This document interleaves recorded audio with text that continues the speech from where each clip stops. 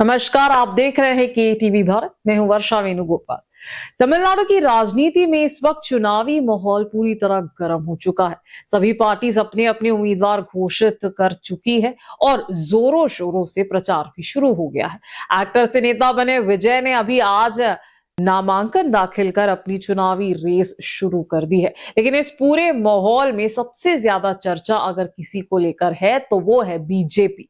BJP को करीब 27 seat मिली है, लेकिन अब तक सभी उम्मीदवारों का ऐलान नहीं हुआ है। ऐसे में लोगों के बीच ये जानने की उत्सुकता काफी बढ़ गई है कि आखिर किन चेहरों पर पार्टी दांव लगाएगी। इस बीच एक और नाम लगातार सुर्खियों में बना हुआ है, के अण्णामलई।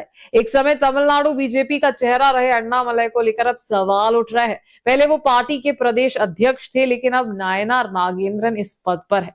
इसके बाद से अण्णामलई की मौजूदगी कुछ कम होती नजर आ रही है। सबसे बड़ा सवाल ये है कि अण्णामलई चुनाव लड़ेंगे भी या नहीं, क्योंकि पहले ऐसी खबरें थी कि वो सिग्नलूर सीट से चुनाव लड़ना चाहते हैं, लेकिन वो सीट बीजेपी को नहीं मिली। अब एक और घटना ने इस पूरे मुद्दे को और दिलचस्प बना दिया है। जब प्रधानमंत्री नरेंद्र मोदी तमिलनाडु पहुंचे तो उन्हें रिसीव करने के लिए नेताओं की एक लिस्ट बनाई गई थी। इस लिस्ट में अण्णामलई का नाम भी शामिल था, लेकिन हैरानी की बात यह है कि अण्णामलई वहां पहुंचे ही नहीं। अब सवाल ये उठता है, क्या ये सिर्फ एक संयोग था या फिर कोई सियासी संदेश? इस पर बीजेपी नेता वनती श्रीनिवासन ने कहा कि वो खुद अण्णामलई से इस बारे में सवाल करेंगे।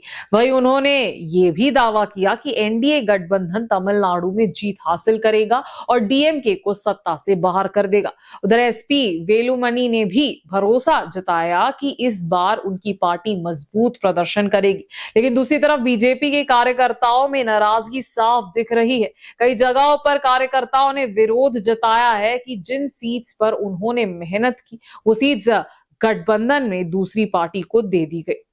पళని और कोयम्बतूर जैसे इलाकों में ये असंतोष खुलकर सामने आया। यहां तक कि एल मुरुगन को भी कार्यकर्ताओं ने घेर कर अपनी नाराजगी जताई। अब पूरे मामले का सबसे बड़ा सवाल यही है कि अण्णामलई पार्टी से नाराज है। क्या वो चुनाव से दूरी बना रहे हैं या फिर ये सब एक बड़ी राजनीतिक रणनीति का हिस्सा है? क्योंकि कुछ सर्वेस में अण्णामलई को उदयनिधि स्टालिन और विजय जैसे युवा नेताओं के साथ भविष्य के बड़े नेता के रूप में देखा जा रहा है। ऐसे में अण्णामलई का हर कदम अब और ज्यादा मायने रखता है। तमिलनाडु की राजनीति में ये सस्पेंस आने वाले दिनों में और बढ़ सकता है। आप क्या सोचते हैं? अण्णामलई का अगला कदम क्या होगा? हमें कमेंट कर जरूर बताएं। धन्यवाद।